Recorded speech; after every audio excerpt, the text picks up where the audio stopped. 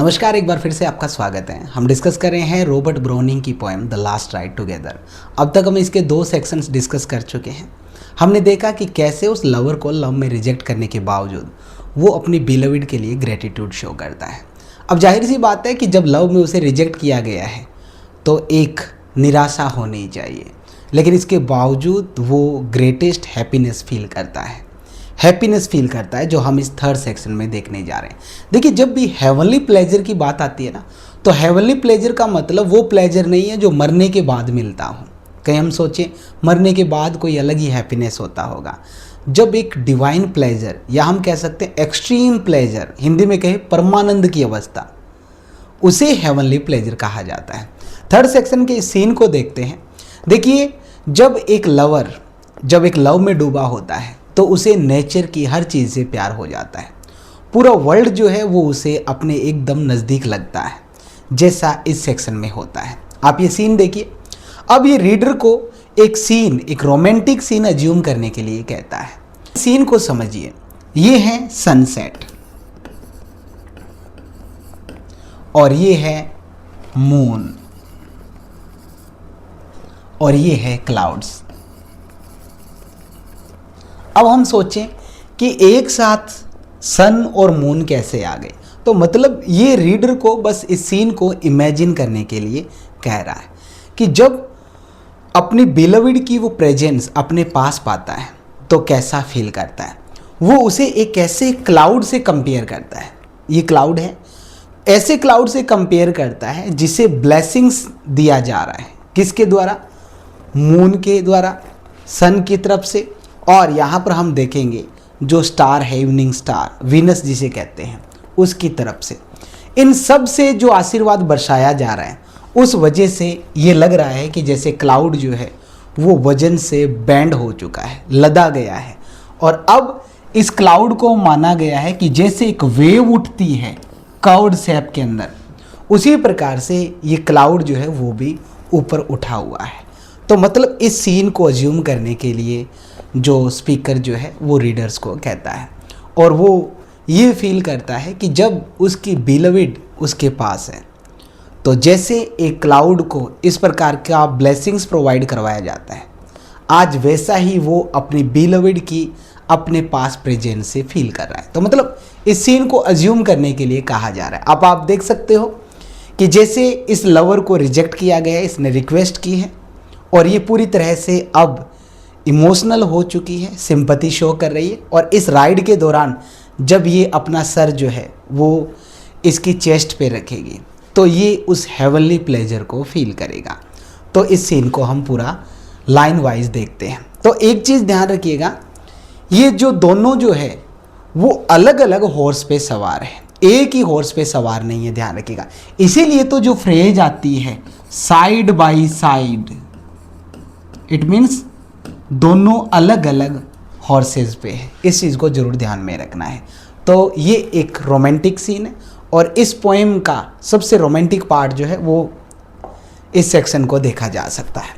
अब यहाँ पर वो रीडर को एड्रेस करता है, हस, इट मीन्स बी साइलेंट। मान लो जब किसी को चुप रहने के लिए कहा जाता है तो जाहिर सी बात है कि कोई बहुत ही वंडरफुल इवेंट जो है वो होने जा रहा है। वैसे ही रीडर को वो अब चुप करवाता है कि कोई शोर ना करे। इफ यू सो सम, अब इफ जो है वो यहां पर इमेजिनेशन के लिए शो किया गया है, ध्यान रखिएगा। सो यहां पे जो है वो पास्ट सब्जंक्टिव है, सिर्फ इमेजिन किया जा रहा है, हाइपोथेटिकल कंडीशन है ये।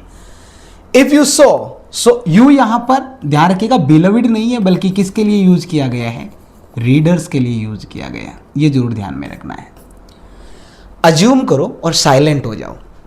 यू सो, मानो कि तुम क्या देखते हो? सम वेस्टर्न क्लाउड, इट मीन्स ये जो सनसेट जो है उसका सीन अज्यूम करने के लिए कह रहा है। और उस सनसेट के दौरान जो क्लाउड निकलता है, ऑल, पूरी तरह से, ऑल का मतलब है कंप्लीटली, बिलोवी का मतलब है वेव्स लाइक, जैसे पानी के अंदर लहर उठती है किस प्रकार से ऊपर की तरफ, वैसे ही यहाँ पर जो क्लाउड जो है उसे उठा हुआ बताया गया है। जैसे आप यहाँ पे देखिए, ये जो क्लाउड है ऐसे लग रहा है जैसे समुद्र के अंतर्गत एक बड़ी लहर उठती है कर्व्ड शेप के अंतर्गत, वैसे ही ये क्लाउड जो है वो उठा हुआ है। बोसम, बोसम का मतलब है यहाँ पे राउंड शेप, लाइक चेस्ट, जैसे सीना उठा हुआ होता है वैसे ये वेव्स लाइक जो क्लाउड है वो उठा हुआ है। ओवरबाउड, लदा हुआ है, इट मीन्स बेंट डाउन, झुका हुआ, due to heavy load, heavy load की वजह से जब कोई चीज़ झुक जाती है उस सेंस में यूज़ किया गया है। ये जो क्लाउड जो है सनसेट के टाइम का, वो क्या है, वेव्स लाइक उठा हुआ है और ऐसे लगा है जैसे वो किसी हैवी लोड की वजह से झुका हुआ है। तो पहली बात ध्यान रखिएगा, वेस्टर्न क्लाउड जो है वो ब्यूटी, पीस, इनका सिंबल समझा जाता है और एक कलरफुल ब्यूटी जो है वो रखता है। जब सनसेट के टाइम में अगर एक क्लाउड निकलता है तो देखिए किस प्रकार से एक कलरफुल जो क्लाउड जो है वो होता है। तो मतलब जैसे एक लहर उठती है वैसे ये क्लाउड जो है वो उठा हुआ है और ऐसे लदा हुआ है वजन से। किसके वजन से लदा हुआ है, किसके वजन से झुका हुआ है, वो हम आगे देखते हैं। बाय मैनी बेनेडिक्शंस, बेनेडिक्शंस का मतलब है ब्लेसिंग्स। रीडर्स को कहता है कि आप इमेजिन कीजिए कि सनसेट के टाइम, मतलब सनसेट जो है वो वेस्ट डायरेक्शन में ही होता है, उस टाइम एक जो क्लाउड होता है वो एक वेव की तरह कर्व्ड शेप के अंतर्गत है और लदा हुआ है, जैसे कोई हैवी लोड उसके ऊपर पड़ा हुआ है। और वो हैवी लोड किसका है, ब्लेसिंग्स का है। और ये हैवी लोड जो है ना वो किसी प्रकार से बर्डन नहीं है, ध्यान रखिएगा, ब्लेसिंग्स है, जैसे आशीर्वाद बरसाया जा रहा है। अब ये ब्लेसिंग्स किसकी तरफ से प्रोवाइड करवाया जा रहा है, सन्स, सनसेट के टाइम जो सन जो है वो ब्लेसिंग प्रोवाइड करवा रहा है, एंड मून्स और मूनलाइट का, एंड इवनिंग स्टार, वीनस के लिए यूज किया गया, ध्यान रखिएगा। इवनिंग टाइम में सनसेट के दौरान एक हल्का सा स्टार दिखाई देता है, वो इवनिंग स्टार है। और देखिए ये कितना रेयर कॉम्बिनेशन है। तो मतलब इस प्रकार की सिचुएशन जो है वो रियल में नहीं पाई जाती है, लेकिन एक अज्यूम करवाया जा रहा है। कहने का मतलब जब एक लवर एक लव में डूबा हुआ होता है तो उसे नेचर जो है वो एकदम अपने पास लगती है और वो हेवनली प्लेजर को फील करता है। अब यहाँ पे जो स्पीकर है वो आगे बताएगा कि कैसे उसे लगता है कि जैसे हेवन जो है वो धरती पे आ चुका है, धरती पे उतर गया है। At once, it means at the same time, उसी टाइम। तो फिगर ऑफ स्पीच के लिहाज से पहला तो हम यहां पर सिंबलिज्म देखते हैं, ध्यान रखिएगा। क्यों देखते हैं कि जो वेस्टर्न क्लाउड जो है वो ब्यूटी, पीस, कलरफुल ब्यूटी का सिंबल होता है। दूसरा यहाँ पे ब्लेसिंग देने का काम जो है वो ह्यूमन बीइंग्स करते हैं, तो सन, मून और इवनिंग स्टार को उस रूप में शो किया गया है। तो इट मीन्स यहाँ पर हम कौन सा फिगर ऑफ स्पीच देखते हैं, पर्सोनिफिकेशन भी देखते हैं, ध्यान रखिएगा। और यहाँ पर क्लाउड जो है उसे कंपेयर किया गया है एक ओवरफ्लोइंग ब्यूटी के साथ, ओवरफ्लोइंग ब्यूटी के साथ कंपेयर किया गया है। तो इस हिसाब से हम यहाँ पे क्या देखते हैं, मेटाफर देखते हैं, ध्यान रखिएगा। अब ये जो क्लाउड जो है सनसेट के टाइम पे ये ओवरफ्लोइंग ब्यूटी लिए हुए है, और अब ये बैंड डाउन किससे है, ब्लेसिंग से। और ब्लेसिंग्स किसका है, सन, मून, इवनिंग स्टार का, जो कि एक साथ जो अपना आशीर्वाद जो है इस पे बरसा रहे हैं। तो ये कॉम्बिनेशन जो है वो एग्जैजरेटेड है। तो हम यहाँ पे एक फिगर ऑफ स्पीच और देखते हैं, वो कौन सा है, हाइपरबोली। अब स्पीकर रीडर को कहता है कि ऐसा कब पॉसिबल हो पाता है, मतलब नेचर में इतनी एक्सट्रीम ब्यूटी आपको कब फील हो पाती है, when you are deep in love, जब आप प्यार में बड़ी गहराई से पड़े हो तब। एंड सो यहाँ पर एक कंपैरिजन सेट करता है, ध्यान रखिएगा। तो यहाँ पर हम सिमिली देखते हैं। उसी प्रकार से you looking carefully and loving best, it means best का मतलब है यहाँ पर डीपली। और जब आप किसी से बड़ा डीप लव करते हो तो ऐसे में क्या होता है, कॉन्शस ग्रू, कॉन्शस का मतलब है यहाँ पर फुली अवेयर। आपकी कॉन्शसनेस जो है वो ग्रो हो जाती है। और योर पैशन, पैशन का मतलब है डीप लव। ड्रू मतलब है पुल्ड टुवर्ड वन सेल्फ, अपनी तरफ किसी चीज को अट्रैक्ट करना, खींच लेना। अब स्पीकर जो है वो कहता है रीडर को कि इस प्रकार का मैजिकल एक्सपीरियंस तभी फील हो पाता है जब आप प्यार में गहराई से पड़े होते हैं, तभी इस प्रकार का डिवाइन एक्सपीरियंस आप फील कर पाते हैं। और ऐसे में आपका जो कॉन्शसनेस जो है वो और ज़्यादा ग्रो हो जाती है और आपको इस प्रकार की ब्यूटी जो है वो नज़र आ पाती है। मतलब नेचर में एक ऑर्डिनरी पर्सन जो है वो इस प्रकार की ब्यूटी नहीं फील कर पाता, किसकी कंपैरिजन में, लवर के मुकाबले। जो लव में डीपली पड़ा हुआ है तो वो इस प्रकार की ब्यूटी जो है वो देख सकता है। तो कितनी खूबसूरत कंपैरिजन यहाँ पर सेट की गई है कि जब सनसेट के दौरान जो वेस्टर्न क्लाउड जो होता है और ऐसे लगता है कि जैसे सन, मून, इवनिंग स्टार सारे मिलकर एक साथ ब्लेसिंग्स प्रोवाइड करवा रहे हैं। ये आपको कब फील हो पाता है, जब आप गहराई से किसी से प्यार करते हो। ऐसे में आपकी कॉन्शसनेस जो है वो इतनी ज़्यादा डेवलप हो जाती है कि आपका डीप लव जो होता है वो अपनी तरफ अट्रैक्ट कर लेता है। किसे अट्रैक्ट कर लेता है वो हम आगे देखते हैं। फिलहाल देखिए लुकिंग एंड लविंग, यहाँ पर हमें अलिट्रेशन देखने को मिलता है।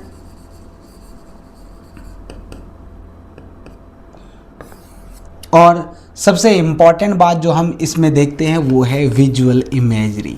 आपके सामने सीन जो है वो पूरा आ रहा है, कितना खूबसूरत सीन जो है रोमांटिक वो यहाँ पर सेट किया जा रहा है। और देखिए थोड़ी देर पहले जब वो रिजेक्ट हुआ था और कह रहा था कि मेरी सारी जीवन की जो आशा जो है, हॉप जो है वो फेल हो गई, मेरी लाइफ का जो ग्रेटेस्ट पर्पस जो था तुम्हारा लव विन करना, वो अब अनसक्सेसफुल हो चुका है।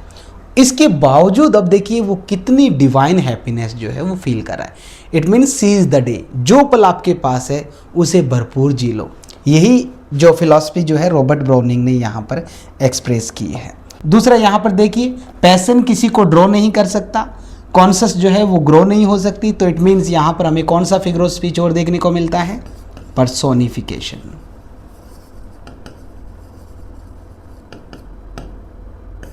अब यहाँ पे हम इंजॉयमेंट देखते हैं क्योंकि ये लाइन जो है वो आगे कनेक्ट होगी।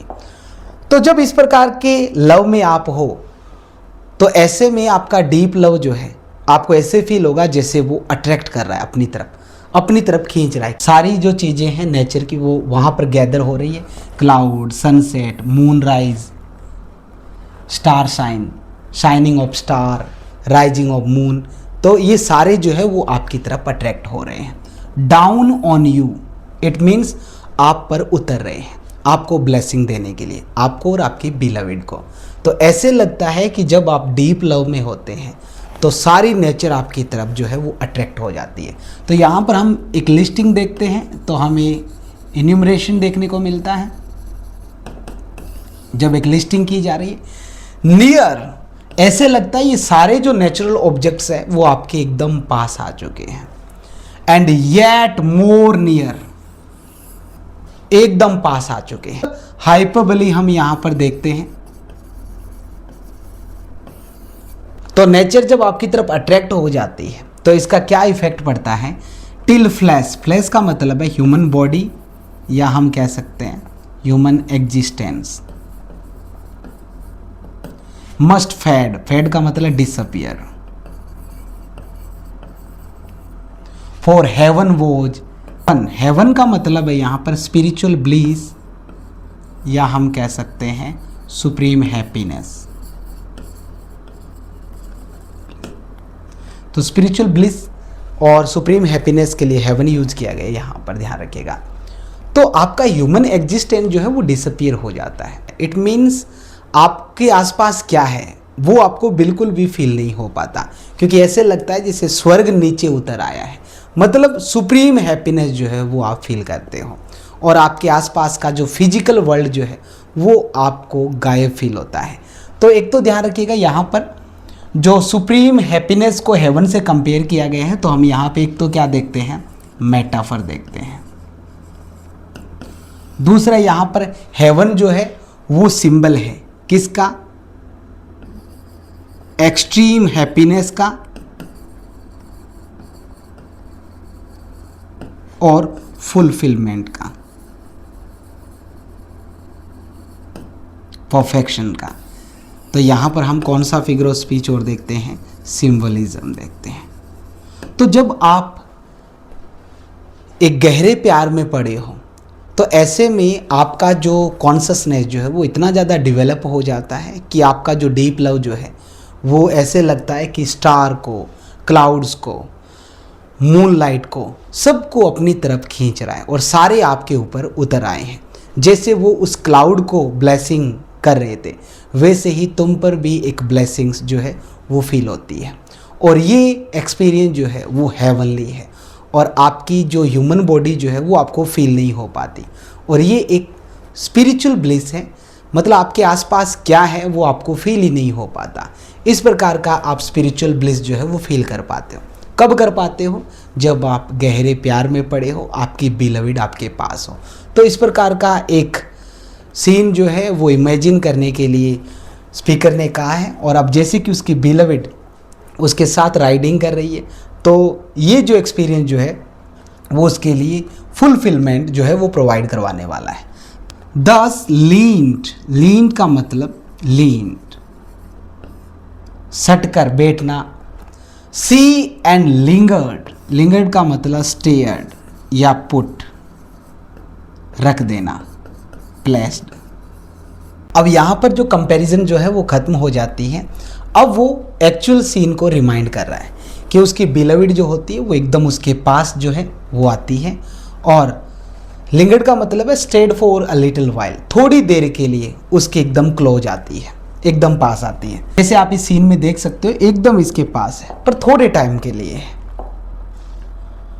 और अब जॉय एंड फियर, ये दो इमोशंस जो है वो देखने को मिलते हैं।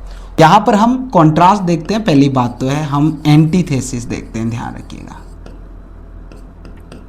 अब ये दोनों इमोशंस एग्जाम में आ जाते हैं कि कौन फील कर रहा है। स्पीकर नहीं कर रहा है बल्कि उसकी बिलविड के लिए यूज किया गया है, ध्यान रखिएगा। ये जो साइकोलॉजिकल कन्फ्लिक्ट जो है उसे शो किया जा रहा है। उसकी बिलविड जो है वो उसी पल खुशी भी महसूस कर रही है और डर भी रही है। खुशी इस बात की है कि वो एक टेंडर जो मोमेंट जो है वो शेयर कर रही है, और फियर जो है वो इसका जो फ्यूचर रिजल्ट है उससे वो डर रही है। उसे पता है this is their last ride together, ये उनकी लास्ट राइड है और इसका क्या इमोशनल रिजल्ट निकलेगा और जो सोशल आउटकम्स जो है उससे भी वो डरती है। देखिए एक चीज़ यहाँ पर हमारे कन्फर्म हो जानी चाहिए कि कहीं हम सोचे कि उसे रिजेक्ट क्यों किया गया है, क्या वो किसी दूसरे आदमी से प्यार करती है? ऐसा बिल्कुल नहीं है। इसके रिजेक्शन के पीछे जो वजह है वो है सोशल बैरियर्स, ध्यान रखिएगा। इस वजह से उसने रिजेक्ट किया है लव को, समाज से वो डर रही है। लेकिन अब जब हम देखते हैं थोड़ी देर के लिए वो अपना जो सर जो है वो उसके चेस्ट के पास रखेगी, तो मतलब उस टेंडर लव को वो शेयर करेगी। तो जो इस बात की है कि वो टेंडर लव को शेयर कर रही है। फियर जो है वो कि ये लास्ट राइड है उनकी, और फ्यूचर जो रिजल्ट जो है वो काफ़ी इमोशनल होने वाले हैं। 10 ले, अब देखिए 10 यहाँ पर 2 बार हम देखते हैं। तो यहाँ पर हमें कौन सा फिगर ऑफ स्पीच देखने को मिलता है? एनाफरा। ले, इट मीन्स प्लेस्ड, या हम कह सकते हैं rested. See a moment on my breast. अब वैसे मेल के लिए चेस्ट यूज किया जाता है, यहाँ पर ब्रेस्ट यूज किया गया है। अब ब्रेस्ट जो है वो यहाँ पर हार्ट के लिए यूज किया गया है। अब वो एकदम उसके हार्ट के क्लोज आ जाती है और अपना सर जो है वो उसके चेस्ट के पास रख लेती है। ये जो है वो इमोशनल क्लोजनेस जो है, या हम ट्रस्ट कह सकते हैं, उसका सिंबल है। तो यहाँ पर हमें कौन सा फिगर ऑफ स्पीच और देखने को मिलता है? ध्यान रखिएगा, सिंबोलिज्म देखने को मिलता है। पहली बात तो ये। दूसरा यहाँ पे एक सबसे इंपॉर्टेंट जिसे पैथोस कहा जाता है, जब किसी पर दया आती है तो वहाँ पर फिगर ऑफ स्पीच ये यूज़ किया जाता है। अब हमें पता है कि ये उनकी लास्ट राइड है और ये टाइम जो है वो भी अब ख़त्म होने वाला है। मतलब सिर्फ आज की ये जो राइड जो है उनकी आखिरी राइड है और उसके बाद वो हमेशा के लिए सेपरेट होने वाले हैं। तो कितनी इमोशनल डेप्थ जो है वो हम यहाँ पर फील कर सकते हैं। अब स्पीकर की जो बिलविड जो है वो अपना चेहरा जो है, सर जो है वो उसके चेस्ट के पास रख देती है। इसे इमोशनल क्लोजनेस के रूप में देख सकते हैं, ट्रस्ट के रूप में देख सकते हैं। लेकिन पैथोस यहाँ पर क्यों हैं? क्योंकि ये एक ब्रीफ मोमेंट है, ये उनकी लास्ट राइड है। फिगर ऑफ स्पीच के हिसाब से हम देखते हैं लीन एंड लिंगर्ड, यहाँ पर अलिट्रेशन देखने को मिलता है। तो इस प्रकार से स्टेंजा के अंतर्गत ब्राउनिंग यही मैसेज देते हैं that a single moment of perfect love can feel greater than all worldly achievements. Perfect love का एक सिंगल सा मोमेंट जो होता है वो सारे जो वर्ल्डली जो अचीवमेंट्स है उनसे परे होता है। तो इस प्रकार से इस थर्ड सेक्शन में हम देखते हैं कि रीडर्स को एक रोमांटिक सीन इमेजिन करने के लिए कहा जा रहा है जहाँ पे क्लाउड्स को मून, सन, इवनिंग स्टार सारे ब्लेसिंग प्रोवाइड करवा रहे हैं। इस प्रकार की ब्यूटी तभी फील हो पाती है जब आप इंटेंस लव फील करते हैं किसी के लिए, जैसे यहाँ पर स्पीकर कर रहा है। और अब ऐसे लग रहा है कि ये सारे क्लाउड, सनसाइन, मूनराइज, ये सारे अट्रैक्ट होकर स्पीकर और उसकी बिलविड के पास आ चुके हैं। और कैसे अब वो अपना चेहरा जो है वो उसके हार्ट के पास रखती है। फिजिकल एग्जिस्टेंस से इसे परे बताया गया, एक हेवनली प्लेजर जो है वो स्पीकर यहाँ पर फील करता है। अब इसमें सबसे इम्पोर्टेंट बात यह है कि अभी तक उन्होंने अपनी राइड जो है वो शुरू नहीं की है, अब उनकी राइड जो है वो शुरू होती है। अब शुरू करते हैं नेक्स्ट सेक्शन। अब देखिए ये इनकी राइड जो है वो शुरू हो जाती है और यहाँ पर आप देख सकते हो ये है रोल्ड पीस ऑफ पेपर, जिससे स्पीकर जो है वो अपनी सोल को कंपेयर करेगा। जैसे एक कागज का टुकड़ा अगर उसका हमने रोल कर दिया और बहुत लंबे टाइम से ये रोल्ड ही पड़ा है तो मतलब ये काफ़ी हैवी हो जाता है। उसी प्रकार से इसकी सोल जो है वो एक इमोशनल सफरिंग को फेस कर रही थी कि पता नहीं उसके लव को एक्सेप्ट किया जाएगा या नहीं किया जाएगा। और अब जब उसकी इस छोटी सी रिक्वेस्ट को एक्सेप्ट कर लिया गया है तो जैसे एक रोल्ड जो पीस ऑफ पेपर होता है उसे जब अनफोल्ड किया जाता है तो वो पूरी तरह से स्मूथ हो जाता है, लाइट हो जाता है। उसी प्रकार से इसकी जो इमोशनल सफरिंग जो है वो अब फ्रीडम को एंजॉय कर रही है और जो ये हैवी लोड जो था इमोशनल सफरिंग का वो अब कम हो चुका है। Then we began to ride. अब इसके बाद हमने अपनी राइडिंग जो है वो शुरू की। राइड जो है वो यहाँ पर जर्नी ऑफ लाइफ और वी कैन से लव का सिंबल है, ध्यान रखिएगा। सोल जो है वो यहाँ पे हार्ट या माइंड के लिए यूज किया गया है। अब यहाँ पर हम इंजॉयमेंट देखते हैं क्योंकि ये आइडिया आगे जाएगा। तो इंजॉयमेंट क्या होता है? जब एक लाइन में पूरा आइडिया क्लियर नहीं हो पाता ना तो आगे उस लाइन को और आगे बढ़ा दिया जाता है। ज़्यादातर हम देखते हैं कि एक लाइन में आइडिया पूरा एक्सप्रेस हो जाता है, लेकिन जब इसका आधा पार्ट आगे जुड़ने के बाद पूरा आइडिया क्लियर होता है तो उसे इंजॉयमेंट कहा जाता है। Smooth became smooth. अब मेरी सोल जो है वो स्मूथ हो गई और पहले ये क्या थी? अ लॉन्ग, काफ़ी लंबे समय से क्रैम्प्ड थी। क्रैम्प्ड का मतलब है रोल्ड, रोल की हुई थी, जैसे एक स्क्रोल होता है, पीस ऑफ पेपर। तो यहाँ पर हम एक बेहतरीन मेटाफर देखते हैं। जैसे एक कागज का रोल होता है वैसे मेरी सोल, मेरा हार्ट, मेरा माइंड जो था वो इमोशनल सफरिंग की वजह से रोल हो चुका था। अब वो क्या हो चुका है? पूरी तरह से स्मूथ होने के बाद एकदम फ्रेश हो चुका है। Fluttering, it means moving lightly in the wind. अब जैसे हवा में उड़ रहा है, फड़फड़ा रहा है। जैसे एक रोल्ड पेपर को पूरा सही कर दिया जाता है, स्मूथ कर दिया जाता है, उसे क्रैम्प नहीं रहने दिया जाता तो वो कितना हल्का हो जाता है। उसी प्रकार से मेरी सोल जो है वो भी अब स्मूथ हो गई है। तो ध्यान रखिएगा यहाँ पर जो लॉन्ग क्रैम्प्ड स्क्रॉल जो है वो सिंबल किसका है? इमोशनल सफरिंग का।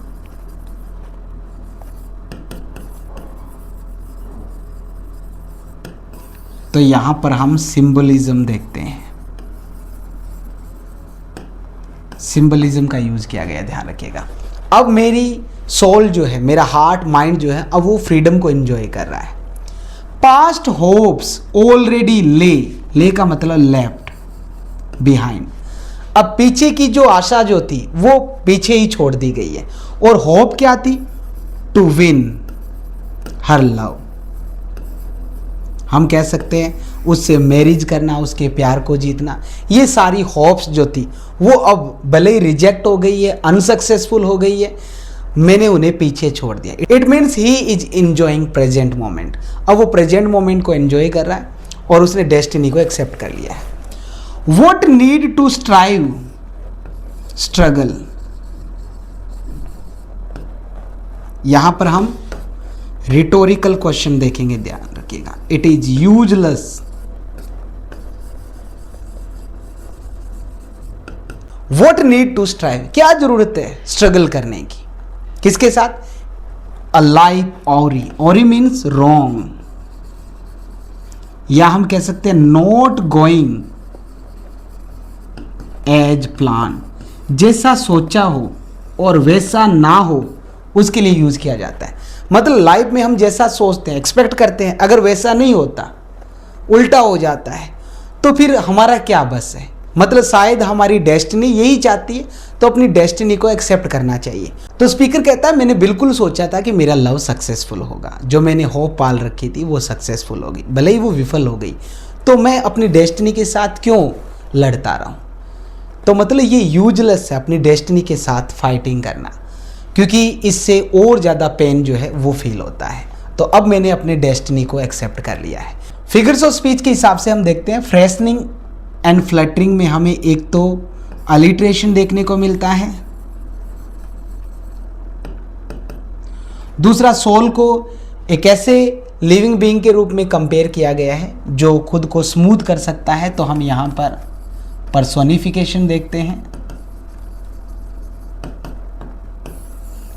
इसके साथ ही हम विंड को सिंबलिज्म देखते हैं, ये फ्रीडम और पीस का सिंबल है। तो यहाँ पे जो पास्ट होप्स जो है उनको ऐसे ऑब्जेक्ट से कंपेयर किया गया है जिन्हें पीछे छोड़ा जा सकता है। तो यहाँ पर हम कौन सा फिगर ऑफ स्पीच देखते हैं? मेटाफर देखते हैं। एक तो ये ध्यान रखिएगा।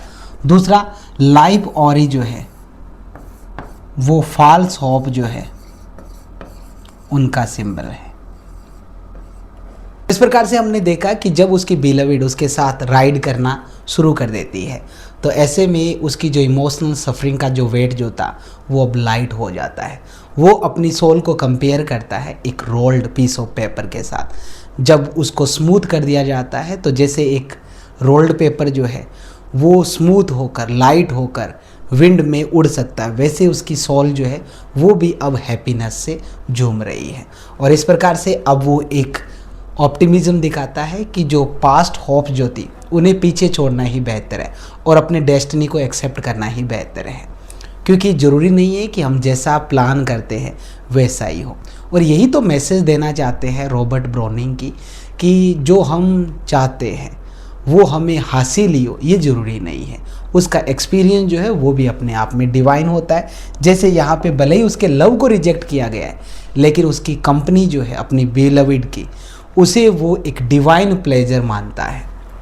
Had I sad that, had I done this, यहाँ पर स्पीकर जो है वो एक जनरल कन्विक्शन जो है वो शो करता है कि अक्सर लोग ये सोचते हैं जब उनको रिजेक्ट कर दिया जाता है, जब वो फेलियर को अचीव करते हैं, तो वो सोचते हैं कि काश मैंने कुछ अलग तरीके से कहा होता या ऐसे कहा होता, हैड आई डन दिस, या मैंने अपना एक्शन इस हिसाब से किया होता। मतलब जब भी हमें किसी काम में असफलता मिलती है तो हम सोचते हैं कि यार ऐसा नहीं करना था। तो अब वो कहता है कि अगर मैं इस बात का मलाल करूं कि यार मुझे उसको प्रपोज थोड़ा अलग तरीके से करना था या इस प्रकार से कोई नया काम करके दिखाना था, सो माइट आई गेन, हो सकता है मुझे कुछ हासिल हो भी जाता, संभावना है। सो माइट आई मिस, हो सकता है मैं बहुत कुछ खो भी देता। इट मीन्स अभी तो मेरा लव ही रिजेक्ट किया गया है, हो सकता है ये लव जो है वो हेटर्ड में भी ट्रांसफॉर्म हो सकती थी। मतलब उसने सिर्फ मेरे लव को रिजेक्ट किया है, लेकिन मेरी जो ये रिक्वेस्ट है कम से कम उसे तो एक्सेप्ट किया है। हो सकता है वो मेरा लव जो है वो एक्सेप्ट कर लेती, मुझसे प्यार करने लग जाती। ये बिल्कुल पॉसिबल है। और ये भी पॉसिबल है कि मैं इससे भी हाथ धो बैठता, जो मेरी लास्ट रिक्वेस्ट है उससे भी। भले ही वो मुझसे प्यार नहीं करती है, पर कम से कम वो मुझसे नफरत तो नहीं करती है। तो ये दोनों ही पॉसिबिलिटी हो सकती थी, ध्यान रखिएगा। तो यहाँ पे एक जनरल कन्विक्शन शो की गई है कि अक्सर हम ये सोचते हैं कि मैंने कुछ अलग तरीके से कहा होता, कुछ और कुछ किया होता, तो ऐसा किसी प्रकार का पश्चाताप करने की जरूरत नहीं है।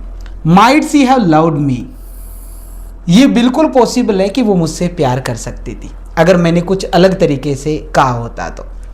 जस्ट एज वेल, ये भी पॉसिबल है, सी माइट हैव हेटेड, वो मुझसे नफरत भी कर सकती थी। हु कैन टेल, कौन बता सकता है, कोई नहीं जानता।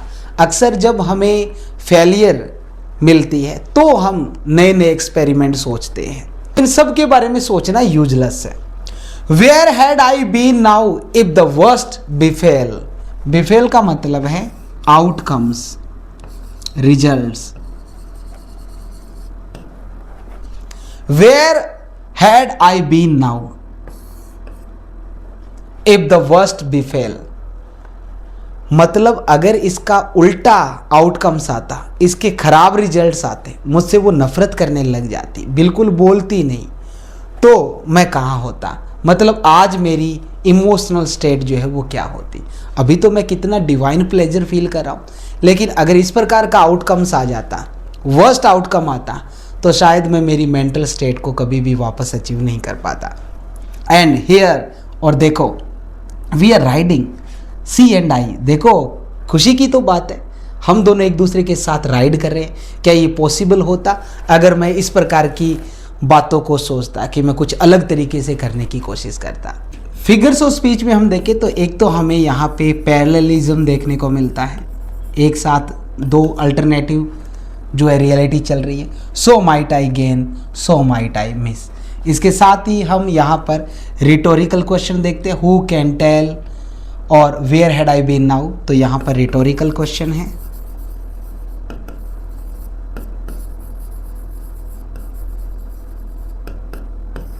तो इस प्रकार से इस सेक्शन में रॉबर्ट ब्राउनिंग यही मैसेज देते हैं कि लाइफ जैसी है उसे वैसे ही एक्सेप्ट करना चाहिए, अपनी डेस्टिनी को एक्सेप्ट करना चाहिए, जैसे इस लवर ने किया है।